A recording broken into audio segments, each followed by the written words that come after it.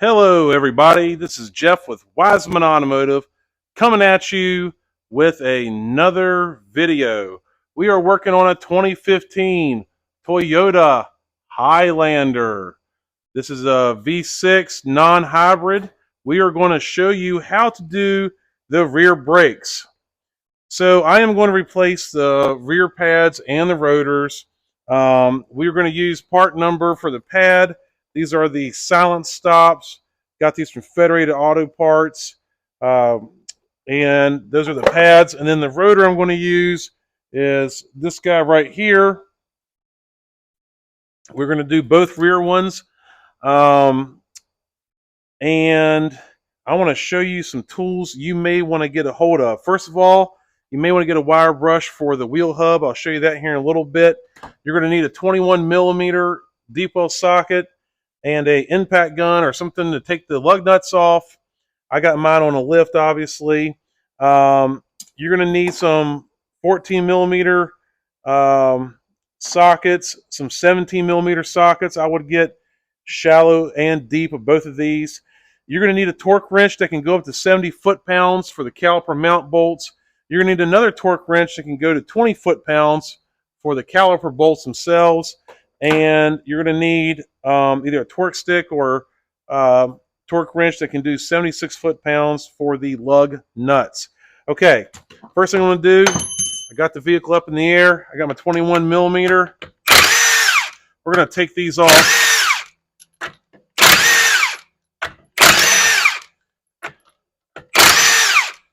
Okay, I'm going to set these over here on the lift out of the way. Careful, sometimes these lug nuts, the casing likes to come off a little bit or get distorted, I should say, and you may have to find a socket to put on there of a different size and make it work. I'm going to take this tire, and if you watched my videos before, I always like putting them on a trash can that keeps me from bending over, had to pick it up off the floor. Save you a little bit on the back there. All right, so now this right here, of course, is your rotor. This is what you're trying to take off and get to. This right here is your brake caliper. It houses the brake pads, which squeeze the rotor to slow the wheel down. Brake fluid is transferred through this line right here. It goes to this flexible line because the reason why you need a flexible line is so that way your suspension could travel up and down and not wear out a metal line. Whenever you're working on a Toyota, you're basically going to have to get your 8, 10, 12, 14 millimeter sockets, 17, 19. If you have all those sockets, you can pretty much take most of a Toyota apart. The first thing I want to do is I want to loosen up these two right here. I'll use a 14 millimeter ratchet wrench to do this real quick. So just kind of break that free. Break that free. And now there's a good little spot here that Toyota left that I like to put my nuts and bolts on when I'm doing this. So these are your caliper mount bolts, and I'm going to put those right here, right where the spring perch is. I think it's just a good little spot to keep a hold of it. So now I want to lift this up a little bit. Sometimes we have to put like a little pry bar in here, wiggle it up. I'm going to take this caliper and gently just kind of put it over here to the side. You want to move this caliper out of the way. You do not want it hanging from the brake hose. Knock a little bit of that rust out of there. If you look right here, you can tell my inboard pad. This is your inboard pad. This is your outboard pad. And man, these are very, very low. They got pretty much all the useless use out of the life of this one. The tip of my screwdriver is about 4/32, and 2/32 is what passes Virginia State inspection. And I say they got about 2, maybe 3/32 in there. Down here is a little less. Yeah, they gotten pretty much all the life they can out of that one. All right, the next bolt I'm going to take off is this one right here and this one right here. And I'm just going to loosen those up. Now, those are your caliper mount bolts, and they are typically pretty hard to get off. These right here are the torque spec 70 foot-pounds. So I got a pretty long ratchet here. I got a half drive ratchet with a 17 socket. I'm going to push down this dude. And with this, like, whatever, 2.5 foot ratchet, It made that work really easy. Okay. See if we can get some white in there so you can see.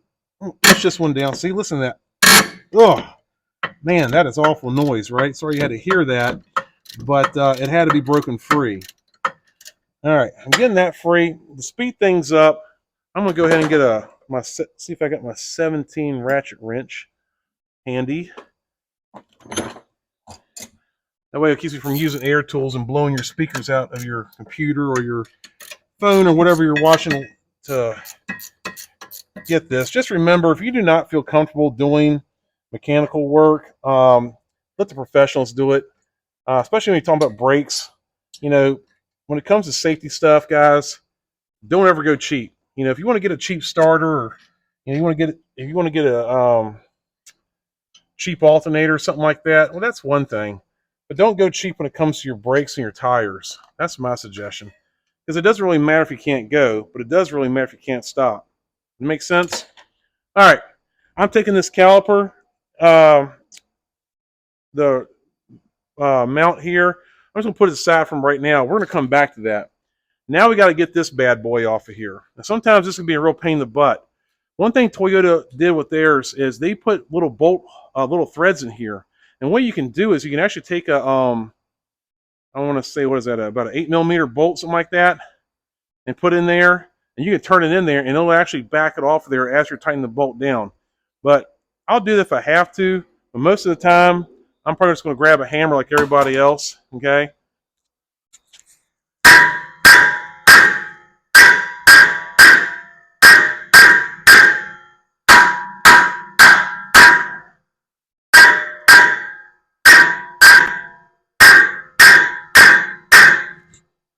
Kind of knock this thing around a little bit. Maybe coming from the back side like so. I don't care about this rotor because we're replacing it, like I said. If I was trying to save this rotor, I would never hit it on the face. Notice also I didn't like beat everything out of it. I didn't like try and, you know, take it off there with a 10-pound sledge or anything like that. I just used a little persuasion with that normal size ball peen hammer. Before I toss this rotor to the side, I do want to show you, you got this little plastic cover. Your new rotor does not come with one, so I want to throw this rotor to the side. And as I'm right here, I'm gonna go ahead and inspect the parking brake shoes. That's what these are. They look nice and good, so we're gonna leave that alone. But if you need to replace your parking brake shoes, now's the time to do it.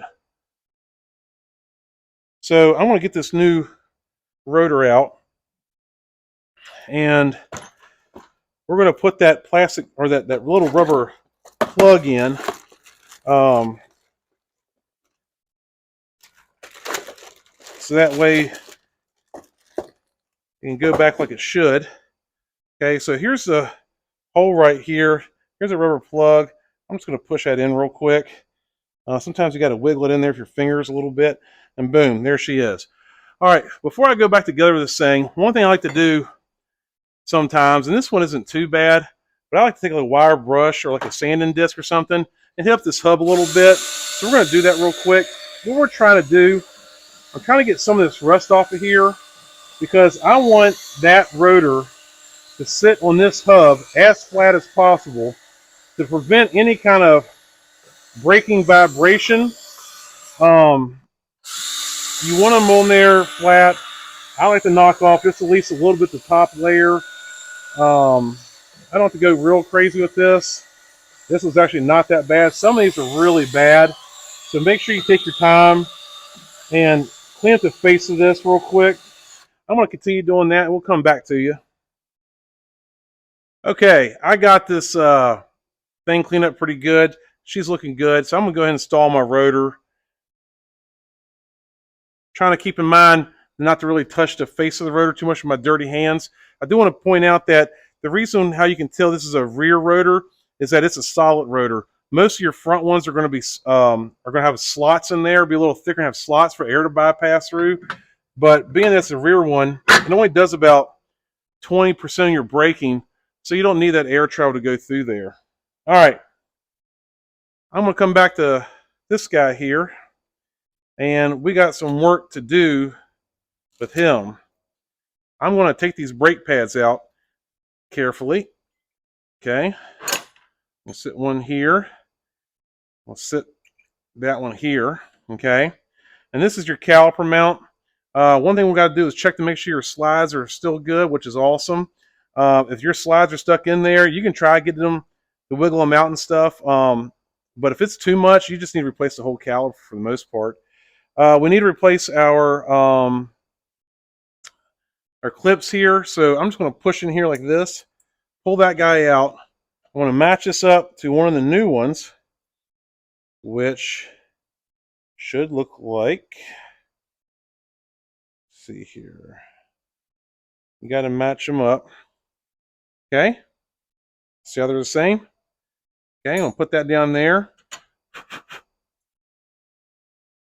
If it's a lot of corrosion right here, you may want to take a wire brush and hit that up. These don't look bad at all. So I'm just going to put this in here like this. Okay, got that one. Now I'm going to take this one up. Yeah, this doesn't look too bad at all. Sometimes I take a wire brush to that. If they don't look bad, then I don't worry about it. So now I'm going to match up to this one right here. Put that dude in there. Got to do the same to the top ones. Pull those out. Okay.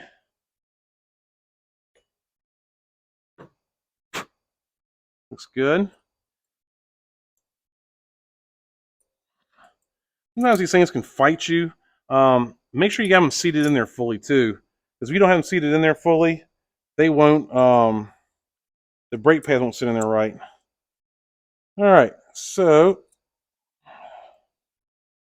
make sure you don't bend them up too much either. Make sure they're sitting in there fully. Good, good. Okay, yeah.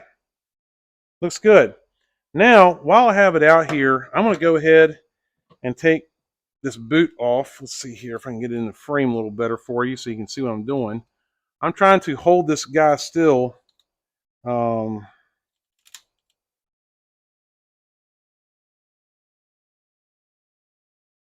Trying to hold him kind of still. I'm going to pull this boot back gently with my fingers and pull this out.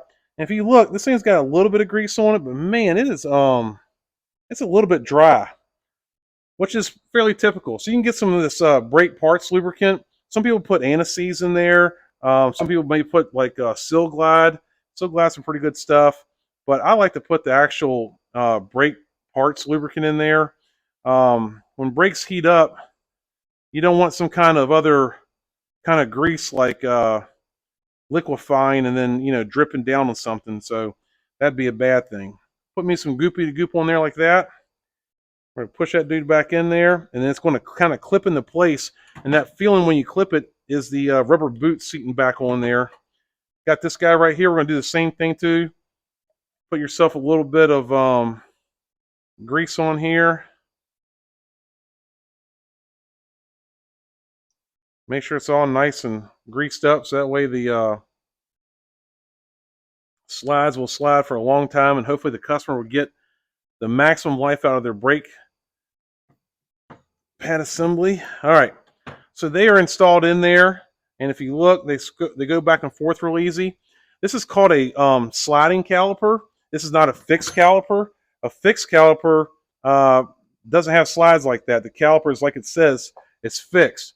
You typically find those in some of your heavier duty vehicles. I do know that like at one time, at least for a while, Toyota would put them on their 4Runners, and they use them on that a lot, even though it's not necessarily a heavy duty vehicle. All right, we're going to put this on here. We're going to put this back on here, and I'm going to take my big, these are my 17 head bolts. I'm going to start them by hand.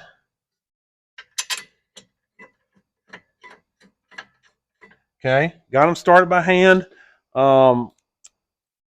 Make sure you guys get a good angle of this. Now I'm going to probably take out my ratchet wrench just to make this go a little bit faster. If I wasn't filming this, I'd probably be using air tools. Make it a little faster. And I wouldn't, bogged down on it real hard, but just enough to where it gets tight. And then we're going to come back and, of course, torque them down. Like I said, you're gonna probably need most likely you're gonna need a half drive torque wrench at this point, because the torque spec is 70 foot-pounds. I want to kind of just snug it up my ratchet wrench here a little bit. Ratchet wrenches are a wonderful thing. All right, I'm going to grab my ratchet. My torque wrench was already at 70 foot-pounds, and now's the time to do it.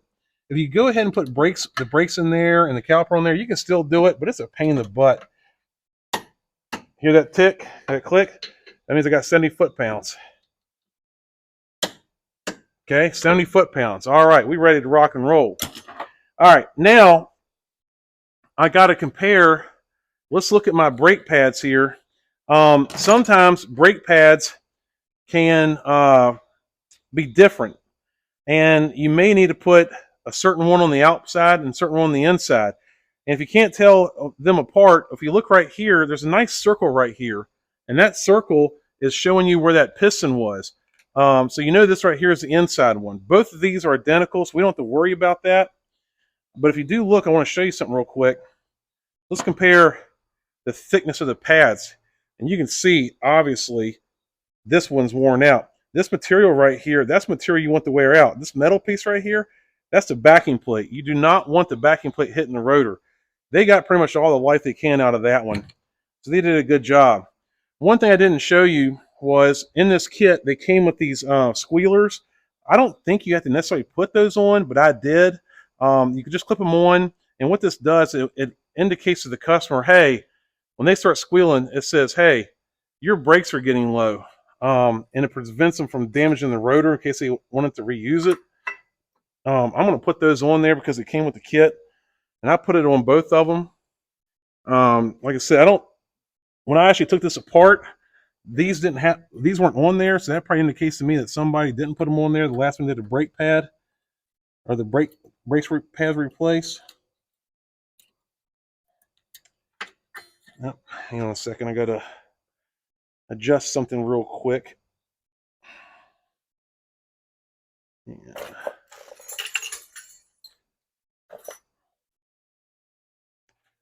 And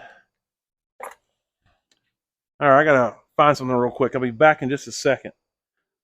I went ahead and put the backing plate on, the back brake pad on, and I also went ahead and compressed this caliper. What I use to compress the caliper, because you get to compress that caliper's got to get sucked back in there because that piston, I'm sorry, not the caliper, that piston has to get sucked back in that caliper because it doesn't come out so much because the brakes are so low. I actually use my oil filter pliers. They work really good. I just put on the other end of it and squeeze it shut like that, and that pressed that piston back up in there. So now, let's see if I can put you back right here. And we're going to take and put this on here. The first thing you got to do is put it over top of the brake pads. And when you put the caliper on, you're probably going to notice it's going to mess with you a little bit. Like, it doesn't want to go on. Like, see, I can't push it on. What you need to do is push this guy in here like that. Okay? Push that guy in, and then make sure that guy's pushed in right there too. Sometimes those slides stick out, and they make it to where it's like you can't get it on, you can't figure it out. Well, that's why. Another thing I was going to show you is that right there, that slide actually has like a nut end on there. I think it's a 17. Yeah, you may, if you're trying to take this 14 right here off, you can actually hold this with, I want to say it's a 17 or a 14. You can actually hold that slide from spinning. We're going to go ahead and put this guy on here real quick. Grab the other one. Put him on. Okay. I'm just going to snug this down with my 14 ratchet wrench, which I got going right way. I'm on the driver's side, so I'm going to pull up on a little bit. Just a little bit, a little snuggage. All right. Now I'm going to get my torque wrench out. We're going to torque this to 20 foot-pounds. I already got it preset using a 14 socket. There you go, 14. 14, okay. Slide you out here. All right. So sometimes these rotors will have like a film on there. So I'll take some brake clean and I'll spray them off usually before I even install them. That way I get both sides. This one didn't have that much of a film that I saw, but I just wanted to show you that. So we want to take, let's see, sorry for hitting the camera there. Take this tire, let it sit on the lug nuts. Keep a hand on there though. Make sure this thing doesn't come off. If it falls, it could bounce and hit you or hit something. It could break something. So I'm going to start my first one here by hand. This is a 21 millimeter socket like we talked about. The torque spec for these lug nuts is 76 foot-pounds. I have a torque stick that goes to 80, which should be good enough. So we're going to get our 21 millimeter deep well. This is a torque stick right here. This allows you to torque it down to 80 foot-pounds and no more. You do not want to use a torque spec as an extension though. What I mean by that is you do not want to use this to reverse the nuts off of it. This is a spring-loaded tensioner here, and it's spring-loaded in one direction. Notice how I'm going in a star pattern.